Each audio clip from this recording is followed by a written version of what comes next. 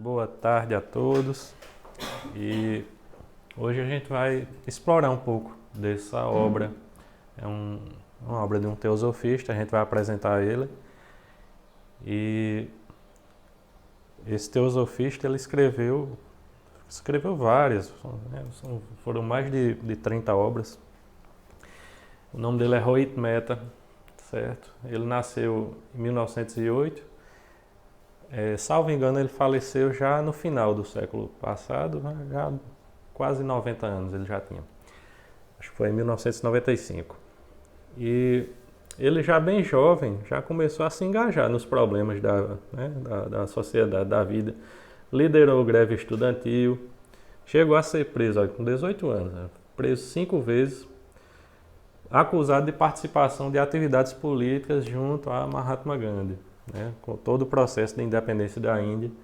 Então ele já estava preocupado com esses problemas que ocorriam na época, né, na Índia. E acabou que de uma dessas prisões ele recebeu a condenação, trabalhar 2 anos a trabalhos forçados, né, quebrando pedras num sol incandescente. Então ele acabou adoecendo muito por causa desse trabalho forçado, né? É um garoto, né, cheio de saúde, e por causa disso ele pegou insolação e chegou a ter uma paralisia geral no corpo, foi hospitalizado. E ele conheceu, na época ele já conhecia o Jiddu Krishnamurti, que era um teosofista também. E Jiddu Krishnamurti, ele, como o Francinaldo falou aqui, ele era um ser bem avançado, né? E ele já havia de outras existências desenvolvido alguns dos seus poderes latentes. Então, um deles era o poder de cura. Jiddu Krishnamurti fez visita a ele no hospital e fez imposição das mãos. Tal. Sei que no outro dia, ele que estava quase na beira da morte, no outro dia ele já se levantou e já recebeu alta. Então, é para isso que serve os poderes latentes, né? Com vistas àquele primeiro objetivo, como ele falou, formar um núcleo da fraternidade universal.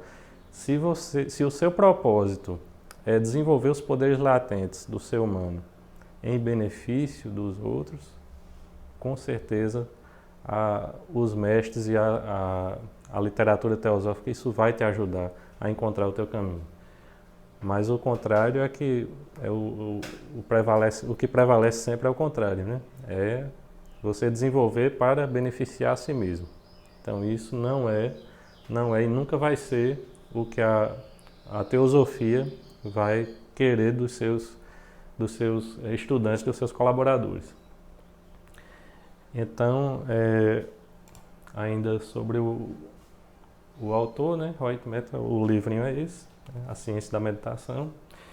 Mas, além de ser teosofista, ele se engajou, né, na época tinha escolas, a Sociedade Teosófica tem escolas lá na Índia.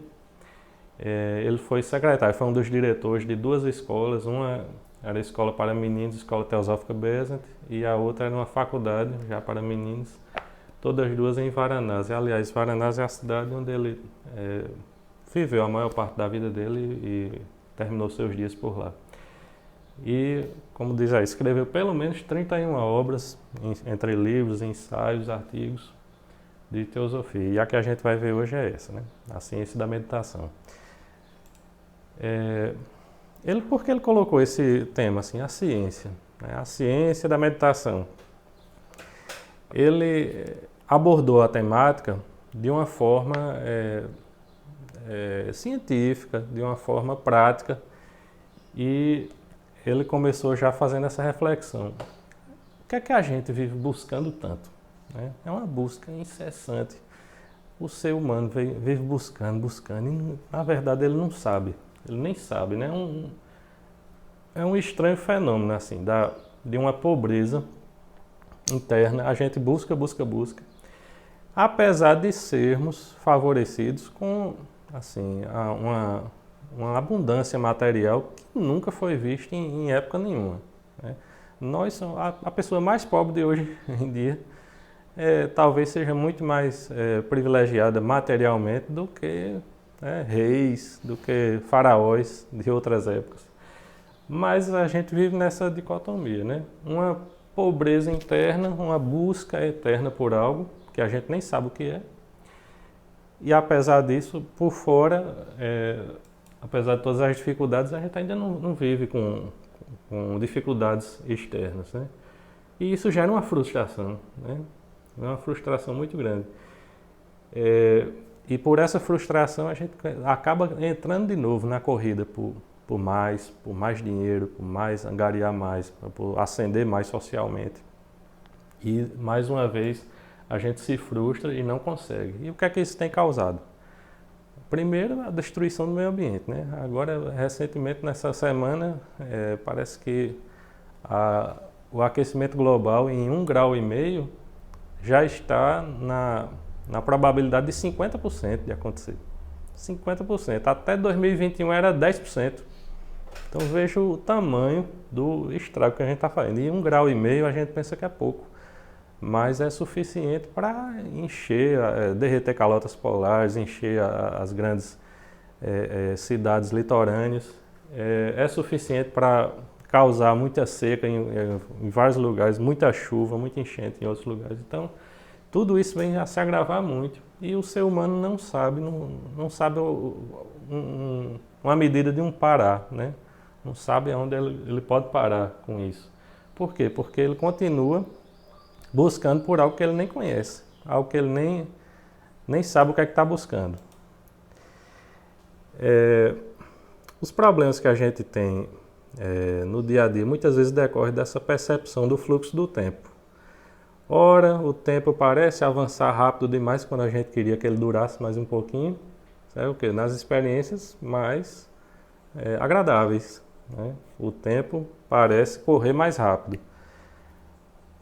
Ora, ele passa lento demais, né? Nas experiências mais desagradáveis, né? Ali está a doutora dentista, né? Na cadeira do dentista parece que o tempo passa bem devagarzinho, né?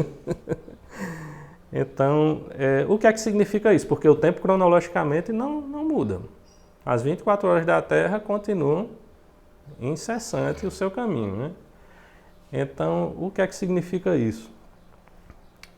Os hindus, a filosofia hindu, dava um nome, né, já há muito tempo para esse fluxo do tempo. É o fluxo, na verdade, do karma. É os acontecimentos que estão para chegar para cada um de nós. O fluxo do tempo é a mesma coisa que o fluxo do karma. Então, como é que acontece essa coisa? Que o tempo ora passa rápido, ora passa lento demais. Na verdade, isso aí se deve ao tempo psicológico, que é uma coisa fictícia, criada pela nossa própria mente, para tentar suplantar o fluxo natural do tempo, que é o fluxo do karma, né? E aí, será que uma luta dessa vale a pena? Eu queria que vocês escutassem aqui um trechinho de uma musiquinha que fala sobre isso, sobre esse fluxo do tempo. Opa, tá alto demais.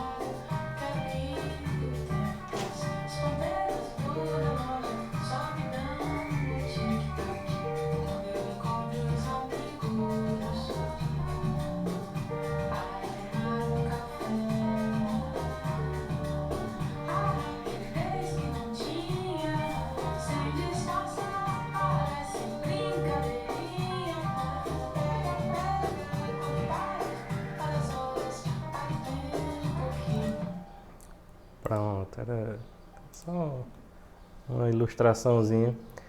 Porque parece que é assim mesmo, né? Ali. Parece que a coisa funciona assim mesmo. O tempo, ele corre independente da nossa vontade, mas é a mente quem quer suplantar ele. Então, essa mente que passa a combater essas situações do fluxo natural do tempo, ela só vai o quê? Adquirir cansaço e esgotamento, né? E vai ficar cada vez mais frustrada. Ou, por outro lado, ela pode decidir, não, então eu vou me submeter aos caprichos do tempo. Também não vai resolver o problema dela, né? Então, ou ela luta incessantemente e se cansa, ou ela se entrega ao karma que vem e ela não entende também porque é que está vindo daquele jeito. Então, e aí? Será que vai existir uma solução para esse problema? Será que vai existir? Então, nessa tirania, como eu coloquei aí, nessa tirania dos opostos, a mente apenas se alterna entre esses dois extremos, criando o chamado tempo psicológico. A mente não pode ir além disso. A mente não vai encontrar no seu seio, no seu universo, uma saída para esse problema. Então, vai ter um terceiro caminho entre a luta e a submissão? Será que vai ter esse terceiro caminho? Será que é possível? Sim, mas ele não pode ser descrito. Ele só pode ser experienciado. Por que ele não pode ser descrito? Porque se ele fosse descrito e ensinado, ele passaria a fazer parte do universo da mente. E no que ele faz parte do universo da mente, a própria mente não vai encontrar resposta para aquilo. Então, se ela conseguisse descrever um terceiro caminho, naturalmente ela ia inventar um quarto caminho, que seria o oposto dele. E a mente só trabalha nisso, saltitando entre os opostos. A mente é especialista nessa atividade. Então, essa experiência pode ser descoberta, mas não pode ser definida, porque ia ficar circunscrita aos limites da mente, né? Essa experiência ela vai estar para além da mente. A descoberta do terceiro caminho é possível apenas na experiência da meditação, porque a experiência da meditação ela vai trazer um influxo que vem de além dessa mente. E aí tem uma citação aqui que a senhora Blavatsky diz, olha, desse modo, aliás, a senhora Blavatsky não, é o senhor Rohit Mehta, o escritor dessa obra. Desse modo, a meditação torna-se imperativa para o homem moderno, se ele quiser livrar-se das tensões, pressões e estresse da civilização tecnológica. Ele pode ignorar o caminho da meditação, apenas para seu próprio risco. Ou seja, ele diz que aqui que é imprescindível para resolver, para enfrentar todos os problemas da civilização atual, que é cada vez mais rápido, né? Os problemas vão aparecendo e você não sabe como resolver. Então, para enfrentar tudo isso, a meditação é imprescindível. Mas a crise psicológica que tomou conta da humanidade é de uma natureza tão urgente que o homem não pode mais se permitir simplesmente mudar o problema. Porque se ele não medita, o problema pode ser mudado, mas não pode ser resolvido. Ou buscar um simples adiamento, porque a mente também é especialista em adiar, viu? Aí sabe mesmo, adiar. Quando ela não quer resolver uma coisa, não, deixa para depois. O homem deve agir e agir imediatamente para a sua própria sobrevivência psicológica. Para isso, ele deve explorar os segredos e mistérios da meditação. E aí, que segredos são esses e como eles podem ser desvendados? E aí o autor vem e nos convida a dizer o que é e o que não é meditação. Porque tem muita noção errônea do que pode ser meditação e é preciso que a gente primeiro conheça o que não é. Então, primeiro, meditação não é você abstrair os impactos dos sentidos. No caminho da yoga tem até um passo que se chama pratyahara, que é a abstração dos sentidos. Mas é um passo, é apenas um degrau. Isso não é meditação ainda. Meditação não é você abstrair a sua audição, a sua visão. porque é justamente o contrário. Você precisa estar perceptivo dos sentidos. Você precisa, na verdade, aguçar os sentidos. Então, não vai ser isso. Meditação também não vai envolver necessariamente posturas incômodas, né? Posturas incômodas, asanas da Hatha Yoga incômodas, aos quais principalmente o ocidental não está adaptado. Ela não vai envolver processos violentos de respiração. Meditação não vai precisar disso. Meditação não vai envolver também repetição de mantras, repetição exagerada de mantras. Por quê? Porque isso vai gerar monotonia. No que vai gerar monotonia, o cérebro vai ficar embotado ao invés de ficar ativo. E a meditação precisa da atividade para acontecer. Ela não vai ser também um processo de pensamento profundo, uma concentração profunda, intensa, porque ela vai estar de novo fortalecendo o círculo fechado da mente, né? Então nada disso é meditação. Vejam que são as noções que a gente usualmente tem, que ela é, né? Ela não vai ser também a concentração sobre um tema, por mais elevado que ele seja, porque se você se concentra num tema, mesmo que seja nobre e elevado, você vai estar excluindo outros, vai estar excluindo outras partes, e aí a mente trabalha nisso, rotulando e excluindo, classificando. A mente não vai deixar você meditar dessa forma, por esse caminho. E na verdade, se ela não é nada disso, o que é que ela é? Aí, uma informação aí. Manter-se atento entre duas respirações. O que é isso? É um intervalo. A meditação ela vai estar nos intervalos, porque a mente ela recebe as informações do superior e ela produz artificialmente uma teia que dá uma noção de continuidade. Mas na verdade essas informações vêm intervaladas. E é nesse intervalo que pode ocorrer, que precisa ocorrer o conhecimento do que está para além da mente, tá certo? Então é compreender, olha, primeiro, estar atento entre o estado, entre duas respirações, isso é um intervalo.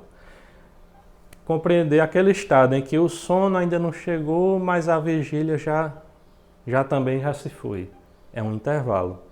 Você nem está dormindo, nem está completamente desperto. Então, compreender aquele intervalo vai apontar para um caminho da meditação. Intervalo entre dois pensamentos, intervalo entre duas experiências e por aí vai. Então, os intervalos é que vão dar a chave para o que está além da mente. A mente não conhece esses intervalos. Ela procura lançar uma tela artificial de continuidade. Como no cinema. Né? No cinema, o que é que a gente vê? Quadros. São quadros estáticos. O rolo do filme lá são quadros estáticos. E o que acontece? Na passagem dos quadros, o obturador lá vai... Então, se são 60 quadros por segundo, o obturador vai bater a luz 60 vezes por segundo.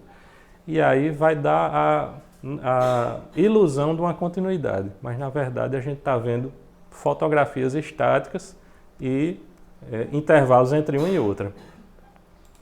A nossa mente trabalha como o aparelho lá do cinema. Então a mente é como esse projetor que oculta esses intervalos que estão onde está o não manifesto. Através das informações ou intimações do não manifesto, é que esse manifesto aqui começa a fazer sentido. Então, a experiência da meditação é isso, trazer o que está além da mente e fazer e começar a compreender o que a gente ainda não compreende. E por isso que fica naquela dicotomia entre a tirania dos opostos. Meditação é realmente a percepção consciente desses intervalos. Mas aí, é só a percepção? Não, a gente precisa conseguir traduzir o que foi experienciado nos intervalos e transformar em informações úteis para a nossa vida cotidiana aqui. Do contrário, ela não faria nenhum sentido, ela não traria nenhum benefício para a nossa vida. Então é necessário, o autor diz, como o caminho dele da ciência e da meditação, ele vai dizer que é necessário transformar uma transformação tríplice. Primeiro, ele parte do cérebro, porque seguindo aquele raciocínio, vamos do conhecido para o que está mais desconhecido. Então, o cérebro é o que a gente tem de mais próximo. Depois, o mecanismo do hábito e depois a qualidade da mente, a mente e sua qualidade.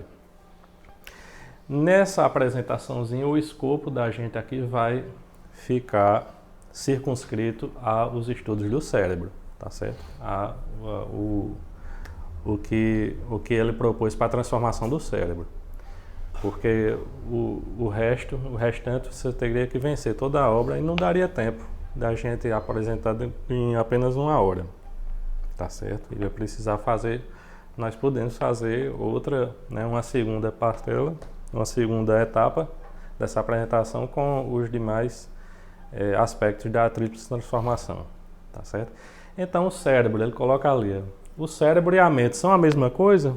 Por muito tempo a ciência acreditou que sim, mas hoje em dia o próprio cientista já sabe que a mente é uma coisa que está além do cérebro, tá certo? Isso aí já é aceito na comunidade científica. E na verdade, o que a filosofia oculta sempre disse, o que a teosofia sempre disse a respeito disso, que o cérebro é como se fosse o aparelho emissor, o aparelho receptor, e a mente é a estação emissora, tá certo? Então, o aparelho receptor, como um aparelho de rádio, você sintoniza ali, ele está recebendo um determinado tipo de informações, mas a estação ela pode estar emitindo ondas em outras frequências, em outros canais, e o cérebro e o aparelho vai estar ignorando tudo aquilo, né? Então, o cérebro ele funciona como se fosse a ponte entre a mente e o nosso corpo, tá certo? E ele precisa, por ser essa ponte, ele precisa ser fortalecido. Então, falando mais um pouquinho dele, sobre o cérebro, ele é ocupado de dia e de noite. Quando a gente dorme, quem descansa são os demais tecidos. O cérebro continua o seu trabalho, né? Ele recebe os relatórios dos 5 sentidos incessantemente, seja dia, seja noite. O cérebro ele funciona como um grande laboratório direto, né? Quando a gente vai para um laboratório e colhe sangue e vai ver as dosagens, as taxas, o cérebro está fazendo isso o tempo inteiro, e fazendo as correções, né? Tem muito açúcar, tem muito hormônio, tem isso aqui, e ele vai trabalhando com aquilo ali. Então é o tempo inteiro ele trabalhando. Além disso, ele emite instruções para os demais órgãos e tecidos, né? Ele funciona como essa ponte, né? A ponte entre o corpo e a mente. Então a ponte ela tem, eu coloquei até por sinal essa ponte que é dupla, né? Um tráfego duplo, porque ele tanto vai fazer a ponte entre o corpo e a mente, como vai trazer as informações da mente para o corpo. E por isso essa ponte precisa ser fortalecida, ela precisa comportar o tráfego intenso que ela vai precisar escoar. E por que acontece muitas vezes um abismo entre o que a gente quer fazer mentalmente e as nossas ações? Muitas vezes acontece isso, né? Existe um hiato entre o que a mente quer e o corpo consegue fazer. É devido a isso, essa inabilidade, essa fragilidade do cérebro. O cérebro é uma pontezinha que ela está fracamente desenvolvida na maioria de nós. Então, como ela é pequena, ela não suporta tanto tráfego, a mente está lá, emitindo suas informações. Está lá querendo que o corpo receba aquelas informações, mas ela precisa trafegar pelo cérebro. E como o cérebro é fragilizado, ele não consegue dar vazão. E aí muitas vezes acontece isso, né? Um abismo, um hiato entre o que a gente quer fazer e o que a gente realmente consegue fazer. Na verdade, a maioria de nós usa apenas uma pequena parcela da capacidade cerebral, capacidade dessa ponte, né? 10 a 12% são caminhos cerebrais já conhecidos por nós, e o resto permanece inerte, né? Permanece desconhecido por nós. Mas esse ritmo atual da vida ele requer maior capacidade cerebral, cada vez mais capacidade cerebral. Então ele precisa o quê? Que essa ponte frágil seja fortalecida, seja ampliada, seja enlarguecida, para dar conta da vazão desse fluxo tão intenso que a gente precisa. Porque se a gente quiser, e tem espaço, né? Só usamos 10 a 12%, então ainda tem quase 90% de possibilidade de alargar essa ponte que é o cérebro. E aí, como é que faz isso? O método, né? Como é que a gente incrementa essa capacidade cerebral? Primeiro que o cérebro não é como um músculo. O músculo, a gente trabalha com ele, ele se cansa, né? Com o tempo ele vai se cansar, vai se exaurir.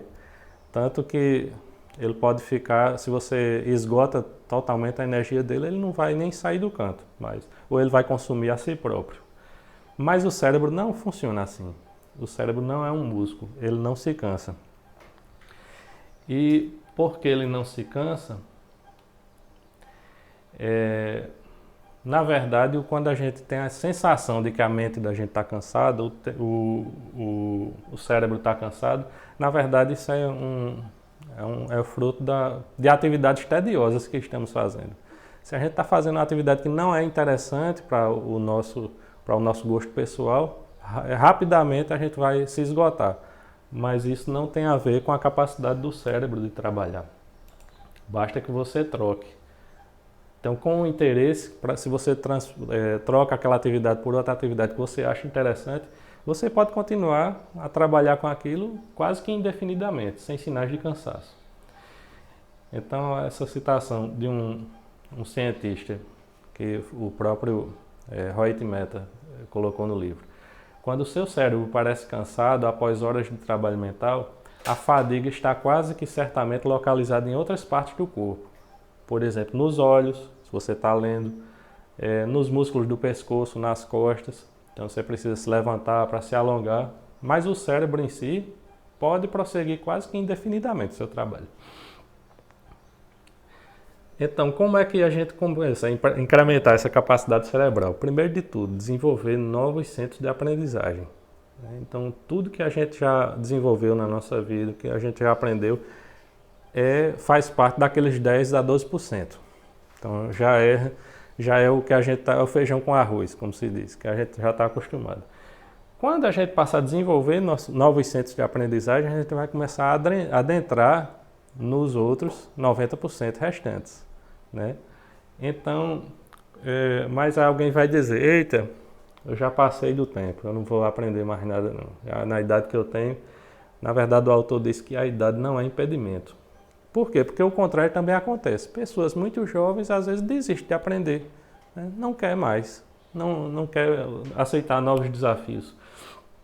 Então, a idade como não é impedimento, existe um vasto campo do cérebro que precisa ser arado, fertilizado, através do cultivo de novos centros de aprendizagem. Então é um campo que a gente precisa ter a coragem de adentrar, ter a coragem de desenvolver novas habilidades, novos ofícios, aprender novas artes.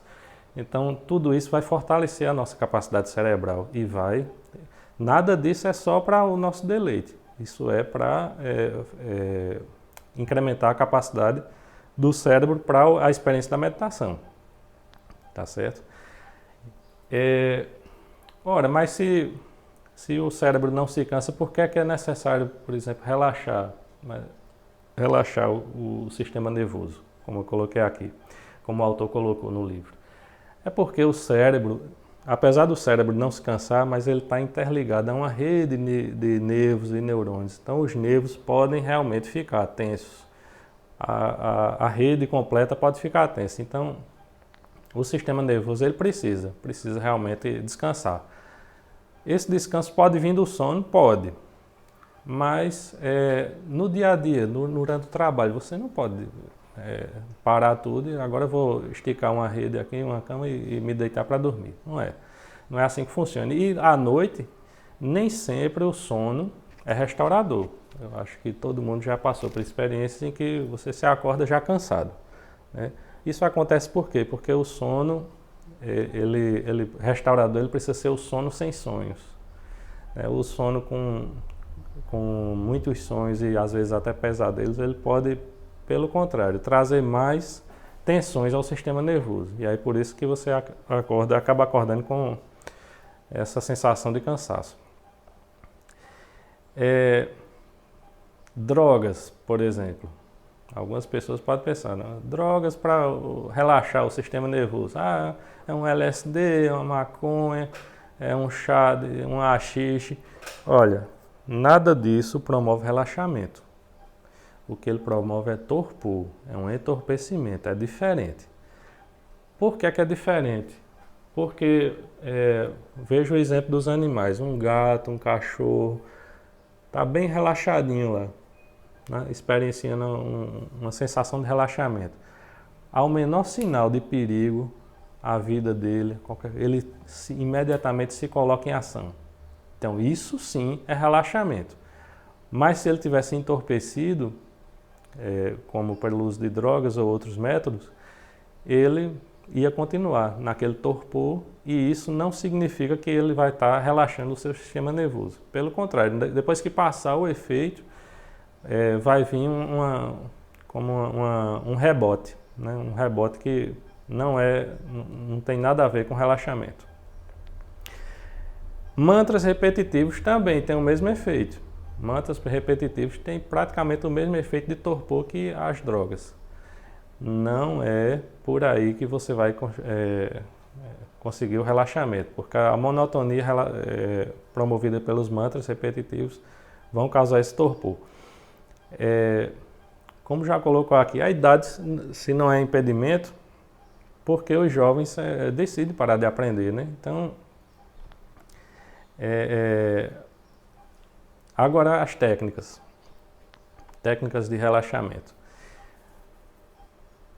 Primeiro, né, se não é isso, o que foi colocado aqui, ó, drogas e os mantras, se não é por aí, quais vai ser o caminho, né? Primeiro, observação da respiração. Só por observar a respiração por alguns instantes, você vai poder perceber que ela nem sempre está de forma rítmica, regular, né? Então, só em observar ela já vai começando a ter uma regularidade maior, um ritmo melhor, e desse ritmo, dessa oxigenação, você vai poder fortalecer e relaxar o seu sistema nervoso, tá certo? Segundo, prática do pranayama. Qual é a diferença de você observar a respiração e praticar o pranayama? O pranayama pode envolver você usar os dois canais das narinas como os aspectos positivo e negativo da energia, né, masculino e feminino. E pode haver a retenção também, e nesse processo de retenção da respiração ocorre uma energização muito grande também do cérebro. Por quê? Porque na respiração normal, boa parte do oxigênio é expelido durante a expiração. Quando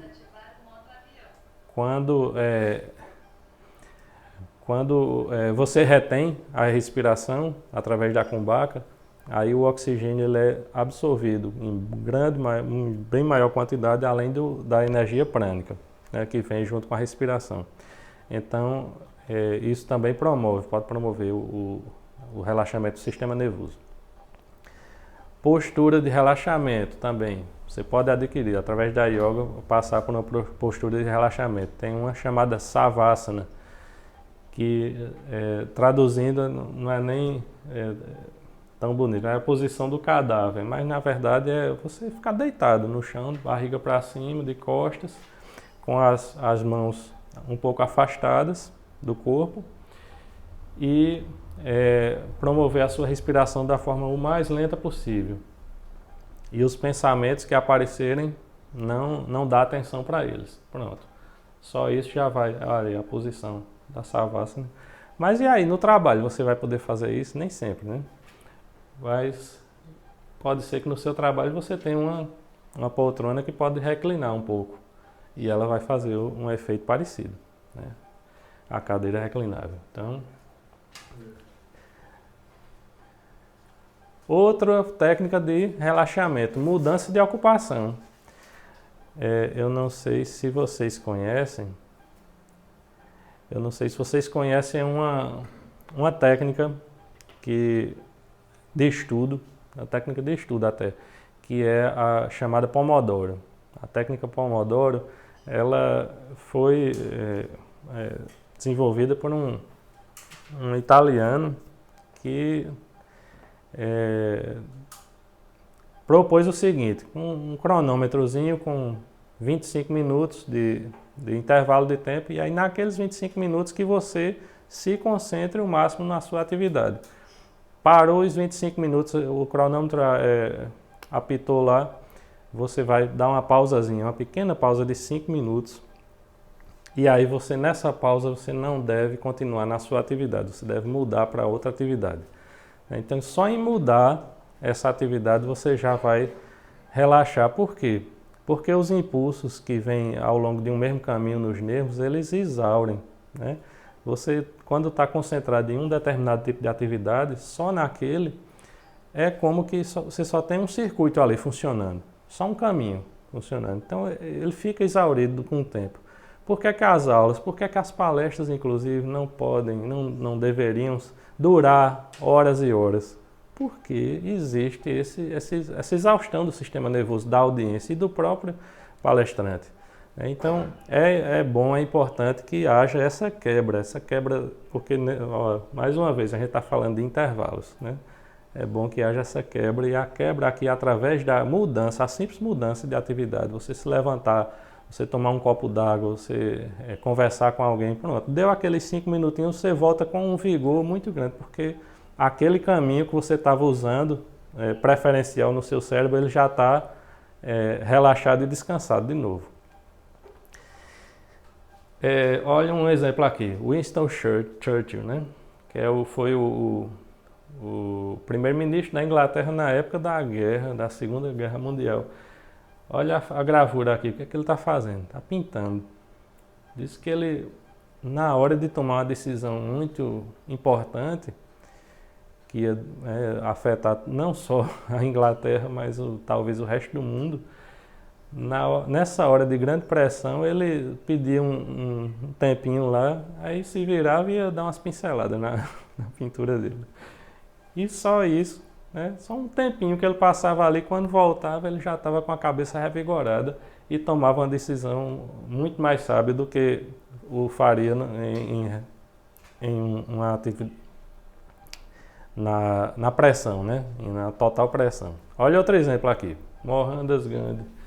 Ele está aqui provando uma iguaria que ele costumava fazer quando ele estava se preparando para uma outra investida na questão do movimento para a libertação pela Índia, pela libertação da Índia. E o que é que ele fazia nessa hora? Ele parava tudo e ia cozinhar, se recolhia e ia cozinhar. É interessante, né? Isso reenergizava ele. É uma forma de relaxar. Aqui é outra, uma teosofista, Annie Besant. Annie Besant disse que na hora de muita pressão, aí o que ela gostava era de ler romance de ficção científica, de policiais, de suspense, uma coisa bem corriqueira, bem peculiar, mas funcionava para ela, né? Para a gente, se não funcionar, mas para ela funcionava. E cada um de nós vai encontrar uma coisa que pode fazer para dar essa quebra, para dar essa descontinuidade.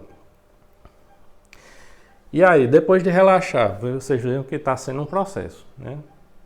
Primeiro, você sabe, a gente viu que precisa fortalecer o cérebro para que a mente consiga ter uma ponte de ligação entre o corpo e ela própria, uma ponte mais favorável. Depois, e aí, mas para ter essa ponte eu preciso das técnicas do relaxamento. Só falando do cérebro. E agora, depois do relaxamento, o que é que vai acontecer? Porque também não é só relaxar, a gente precisa avançar com a preparação do cérebro. Aí a gente vai falar agora um pouco disso aqui, ó. Liberação de energia. Por que a liberação de energia tem a ver com o processo de preparação do cérebro para que ele comece a funcionar melhor para a mente? Primeiro de tudo, nós temos a energia geral, assim, a energia do universo, né, a energia cósmica, e a gente pode reconhecer essa energia, por exemplo, aqui ó, a energia química, nós temos a energia elétrica, nós temos a energia térmica, nós temos a energia mecânica. Tudo isso são formas de energia que, na verdade, são a mesma fonte, vem da mesma fonte, uma energia cósmica. Então, fisicamente, a gente pode encontrar ela nessas e tem as suas subdivisões. A mecânica, ela tem energia potencial e cinética de movimento. Então, tudo isso provém de uma mesma fonte, da mesma energia. E os planos mais sutis, isso aí no mundo físico. Mas e os planos mais sutis? A energia também vem de lá, né? Então, muitos de nós já ouvimos falar no prana, ou alento vital. É a energia cósmica também. Da mesma forma que a energia a energia cósmica nas várias ramificações para esse mundo físico que conhecemos, o prana também, ele é um tipo de energia que vem do universo e ele também se subdivide, tá certo? Ele se subdivide de acordo com a área que ele energiza no nosso corpo. Então, a yoga vai dizer que o prana, que energiza a região da entrada dele pelo nariz até o coração, ele se chama prana mesmo. Do coração até a região do umbigo, essa segunda região, vai se chamar samana. Do umbigo até a base, o último chakra da base, ele vai se chamar apana. Do nariz até a cabeça vai se chamar udana. E no restante do corpo, nos braços e envolvendo de forma geral, ele vai se chamar viana, tá certo? Então o prana, ele vai alimentar a energia biológica, né, de todos os seres. E aí, particularmente no ser humano, existe uma energia biológica que jaz na base da coluna de todos os seres, que é chamada de Kundalini Shakti, tá certo? Kundalini Shakti. E sobre ela, Blavatsky disse, ó, Kundalini Shakti é o poder ou força que se move em um caminho sinuoso, é o princípio vital universal manifestado em energia em toda parte na natureza. Essa força inclui as duas grandes forças de atração e de repulsão. A eletricidade e o magnetismo são nada mais que manifestações suas. Por quê? Porque é a mesma energia cósmica. Então tá aí, Kundalini Shakti, ela jaz aqui, ó, na base da coluna. E aí existem técnicas na yoga, certo, que podem fazer com que essa energia suba, ela sobe em dupla, né? São dois canais que serpenteiam a coluna e vão energizando os chakras, ativando os chakras até chegar ao chakra do topo da cabeça, tá certo? Existem técnicas de yoga que fazem isso.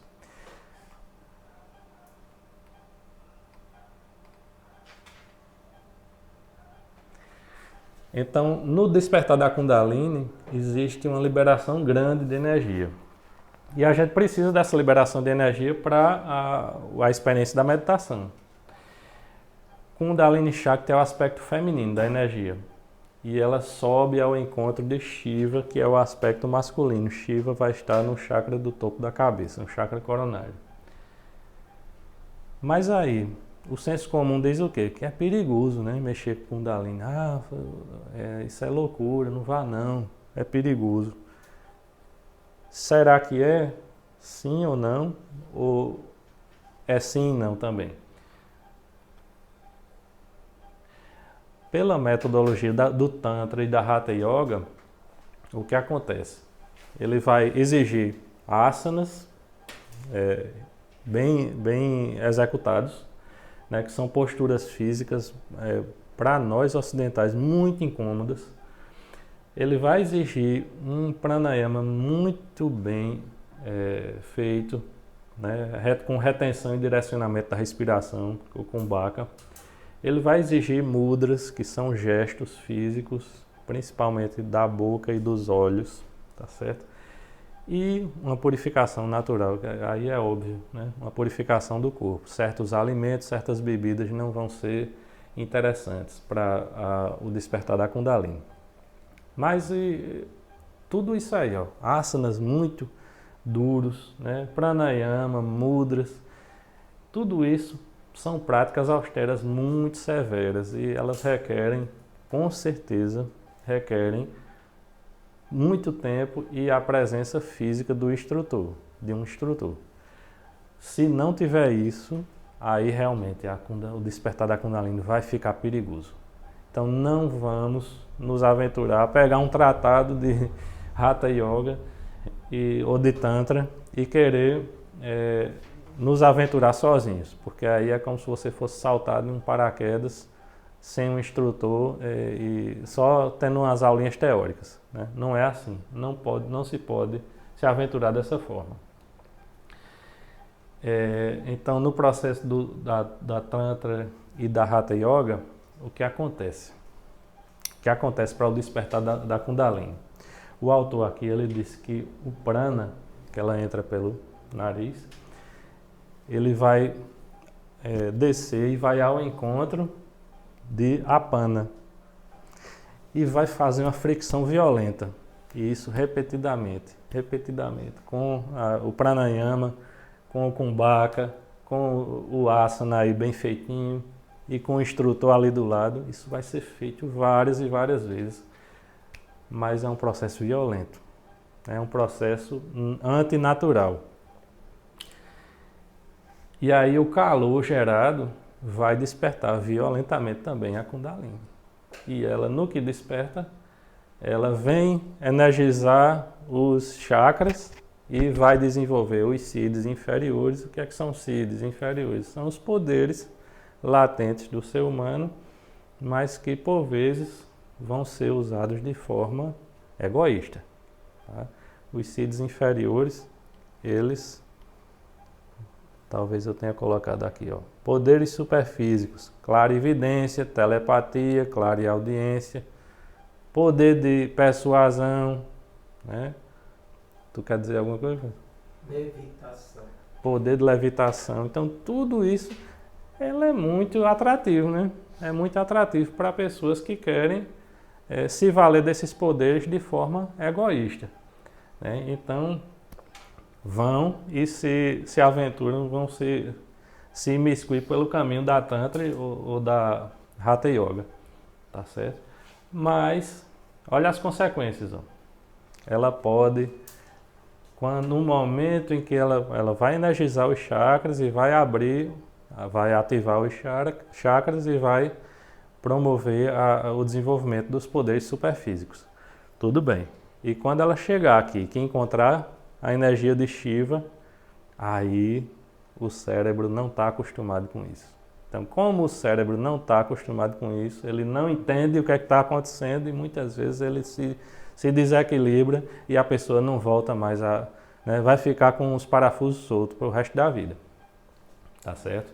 Então é uma desorganização do cérebro por causa desse fenômeno bem violento que acontece. Então é um risco grande, mesmo na presença do instrutor, é um risco. Então, a pergunta anterior é, e aí, despertar Kundalini é perigoso? Por esse aspecto, pode ser. Porque é um despertar violento, né? Ele pode gerar grande necessidade de alimentos, né?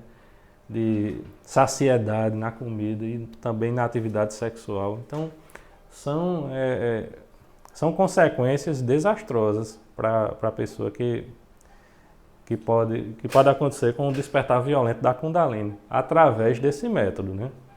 A fricção violenta do prana e o apana, que está lá embaixo. Então, mas há uma maneira melhor, ou uma maneira mais natural de despertar a Kundalini, sem esse processo violento. Aí o autor vem e diz que sim, né? Ó, uma citação de outro teosofista, seria Aurobindo. Esse é o método do Tantra, aquele que a gente falou agora há pouco. No nosso yoga integral, não é necessário passar pelo método sistematizado. Ele ocorre espontaneamente. E aí o autor Rohit Mehta ele fez uma comparação. Olha, é como se no processo da Tantra Yoga ou da Hatha Yoga, é como ele comparou isso ao processo da fissão nuclear. O processo da fissão nuclear, você pega um átomo bem pesado, como urânio, e aí você bombardeia ele com uma partícula e ele se divide, e nessa divisão ele gera outros átomos e também energia, né? A energia, o pacote de energia sai, e aí é o que se faz, numa usina termonuclear, por exemplo, eles promovem, agora é uma tarefa bem complicada, precisa ser bem orientada, tem cientistas diretos, engenheiros nucleares o tempo todo controlando aquele processo, porque é um processo complicado, né? É perigoso.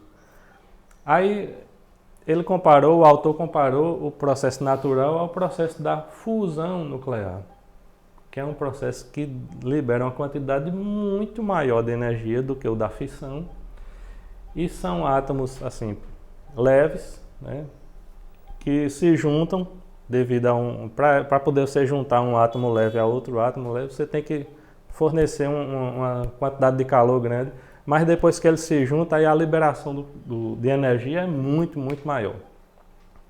E aí eles juntando se forma um átomozinho mais pesado. É o que acontece no interior da nossa estrela solar, de forma natural.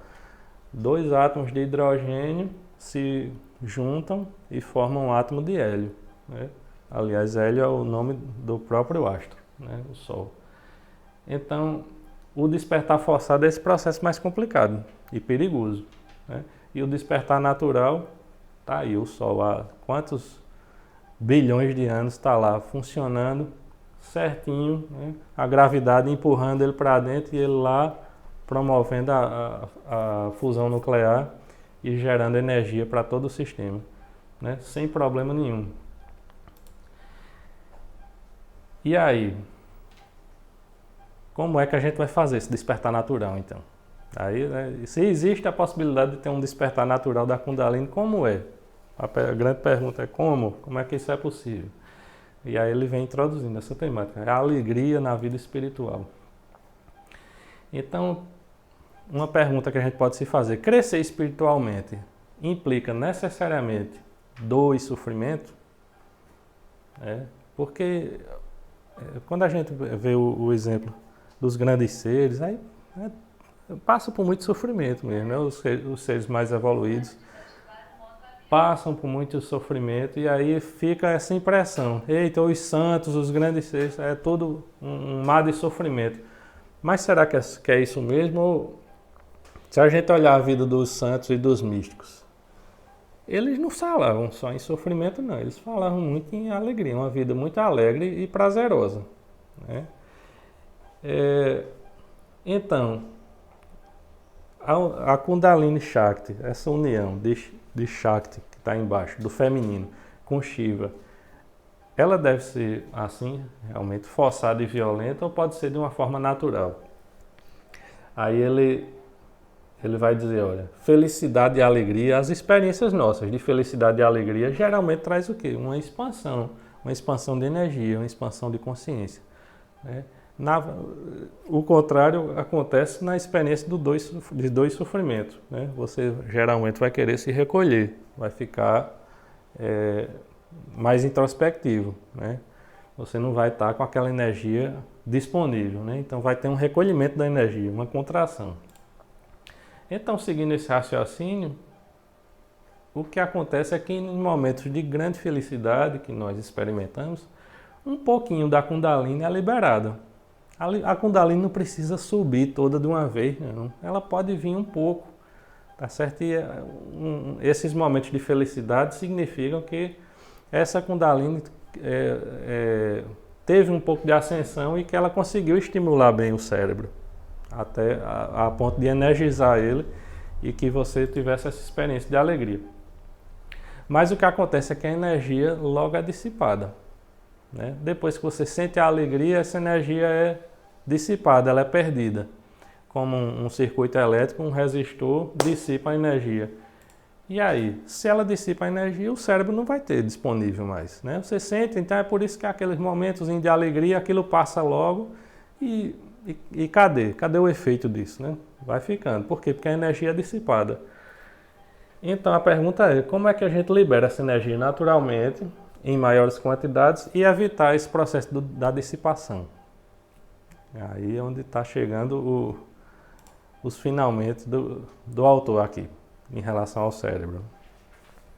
Então, se felicidade é prazer, felicidade biologicamente ela pode ser traduzida como prazer. Prazer mesmo, prazer. Inclusive prazer sexual. Mas existem vários prazeres, né? Vários prazeres biológicos que você pode experienciar. E o prazer, todo prazer vai surgir da experiência sensorial mesmo, dos sentidos. Tá certo? Então, por isso que na experiência da meditação, os sentidos eles não podem ser abafados, mas pelo contrário, eles precisam ser ainda mais estimulados. O prazer, ele vai nascer do desejo. E o desejo é algo que seja maléfico? Nem sempre. Né? Nem sempre. Na verdade, tudo que é vivo vai ter o corpo dos desejos. Né? E ele não... Se nenhum de nós aqui tivesse desejo, a gente ia viver feito um esqueleto, né? Sem vida. Né? Isso não é interessante para a vida espiritual. Então, nada de anormal com isso. O prazer nasce do desejo, óbvio. Agora, o que acontece é que a continuidade, você dá continuidade do desejo, o desejo vai se transformar em anelo, que é um desejo que quer se prolongar. É um desejo que quer se regozijar pelo máximo de tempo possível. E aí é aí onde jaz o problema.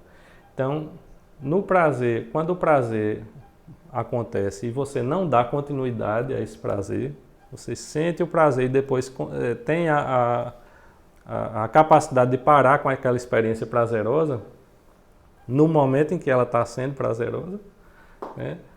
Aí a energia liberada vai ficar disponível, ela não vai se dissipar. Então a chave está aí, é você poder ter o que ele chama de gozo sem indulgência. Você ter esse gozo do seu prazer, do seu deleite, e no máximo, no auge daquele gozo, você ter a capacidade de abandonar aquela experiência. É fácil? Não é fácil, mas é possível, certamente. É praticável também. Né? Nada impede de a gente poder se dar o luxo de permitir essa experiência. No momento em que você estiver tendo uma experiência prazerosa, você puder abandonar. Vai ter que ter desapego, né? Óbvio. Mas é nisso que a energia vai ficar disponível, segundo o autor aqui. Com essa energia disponível, aí sim o cérebro vai começar a se energizar e vai poder se desenvolver para a experiência da meditação. Então, o prazer intenso sem indulgência, ele vai culminar na bem-aventurança e no êxtase. Mas quando há gozo com indulgência, o que é a indulgência? É a continuidade. Essa continuidade. Aí, quando você continua, o prazer termina gerando excitação e a excitação vai desembocar na exaustão. Você vai acabar aquela experiência exaurida, totalmente exaurida. Ou seja, a energia disponível inicialmente se dissipou. Então, no prazer sem indulgência, o evento ou experiência é abandonado no seu auge. Né? O que resta é apenas a intensidade dessa energia a ser gerada. Não se deve olhar demoradamente para o evento ou objeto deixado para trás. Passou aquela experiência, pronto, abandona. Se você vai olhar demoradamente, você vai acabar dissipando essa energia. E o que é que vai incentivar você a continuar olhando demoradamente? É a mente, é o pensamento. Quando o pensamento chega, ele vai pedir aos sentidos que se apegue a essa energia prazerosa, a essa experiência prazerosa e que curta ela até o final. Então, se você não deixa o pensamento entrar, então veja que não são elementos que você tem que prestar atenção. Você tem que ter a experiência prazerosa, parar no meio dela, no auge dela, e ainda não deixar o pensamento vir lhe atrapalhar, porque o pensamento vai querer que os sentidos se apeguem à experiência e deem vazão até o final.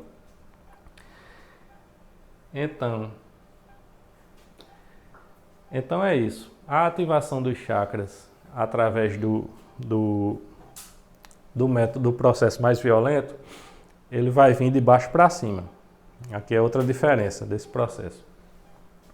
O primeiro chakra a ser ativado vai ser o da base, aqui é onde jaz a Kundalini. O primeiro chakra ativado é o da base e os demais vão ser ativados um a um, por um processo. No momento em que a Kundalini estiver sendo elevada, através daquela fricção entre a Apana e o Prana, nesse momento o instrutor vai orientar o discípulo a se focalizar em cada um dos chakras. Através de mantras, ele vai precisar manter a energia da Kundalini, reter a energia da Kundalini em cada um dos chakras, tá certo? Então ele vai ativar o quê? De baixo para cima, cada um dos chakras. E já no outro processo, ó, e aí no que ele vai ativar, de baixo para cima, ele vai ativar, vai gerar o quê? Os poderes psíquicos inferiores, né? E já no processo do despertar natural, esse da felicidade, o gozo sem indulgência, a Kundalini vai despertar e vai procurar direto o chakra da coroa. Ele vai passar direto pelos outros e vai procurar esse, e no que procurar ele vai existir como que um encontro do positivo com o negativo. O positivo é a energia masculina do cérebro e o negativo é a energia feminina. Quando encontrar os dois, aí vai haver uma liberação imensa de energia. E nessa liberação, depois ela vai descer de novo. A Kundalini vai descer. E na descida é que ela vai vir energizando os chakras de forma espontânea. Então não vai haver necessidade de se concentrar no desenvolvimento dos chakras. Por quê? Porque o propósito aqui é ativar o cérebro, energizar o cérebro para a experiência da meditação. E já no da Hatha Yoga e da Tantra, o propósito é ativar os chakras em si, para adquirir os siddhis inferiores. Então essa é mais uma diferença dos dois processos, do forçado e o natural.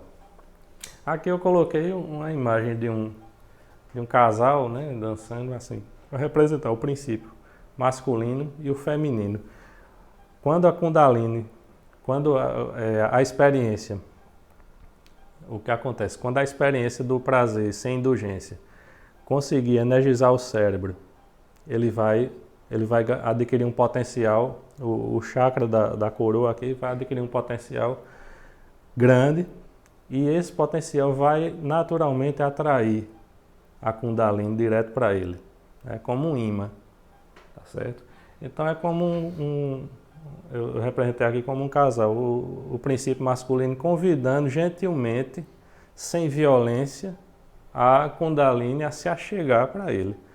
E nesse encontro há uma grande liberação de energia, e essa liberação de energia é o que vai fortalecer o cérebro para o processo seguinte, que é o processo da meditação, tá certo?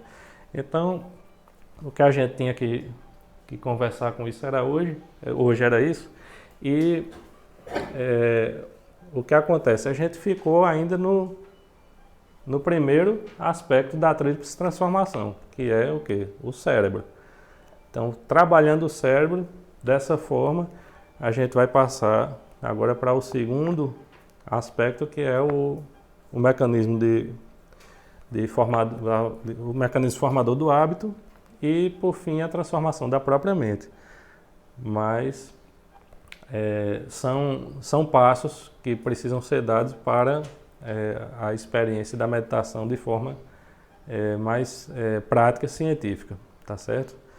Então o que a gente viu foi isso, ó, aquela questão do tempo psicológico e o tempo cronológico, É uma disparidade entre os dois causada por uma superimposição da mente, né? Ela querendo controlar o fluxo do karma.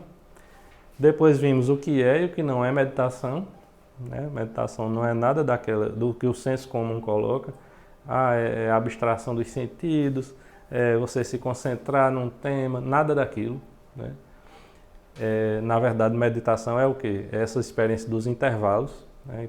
A experiência intervalada que a mente não conhece. A mente não conhece esses intervalos. Depois a gente colocou o cérebro como a ponte entre o corpo e a mente, né?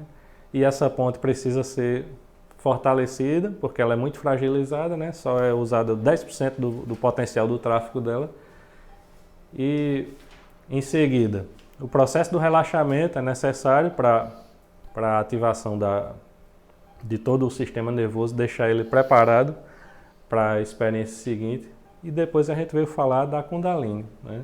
A Kundalini é essa necessidade de liberar energia, porque liberando energia o cérebro pode conseguir recursos para ativar esses 90% que ele não trabalha, né? que ele permanece ocioso ali. E aí a parte da alegria na vida espiritual, porque é através das experiências prazerosas que você pode, de uma forma natural, despertar a Kundalini sem os perigos da Hatha e da Tantra Yoga, né? E essa alegria na vida espiritual, ela pode ser possível através da experiência do prazer sem a continuidade, ou do gozo sem a indulgência, tá certo? Então, foram essas as considerações que a gente colocou para hoje.